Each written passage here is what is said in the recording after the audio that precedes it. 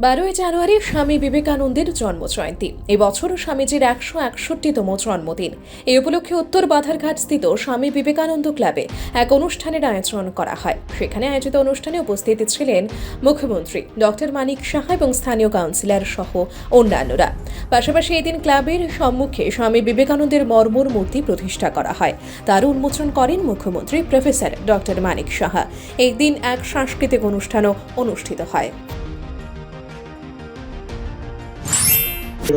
শ্রেষ্ঠ ত্রিপুরা আমরা বানাই, এক ভারত শ্রেষ্ঠ ভারত বানাই এবং এক সমাজ শ্রেষ্ঠ সমাজ, এক ক্লাব শ্রেষ্ঠ ক্লাব আমরা বানাই সবাই মিলে।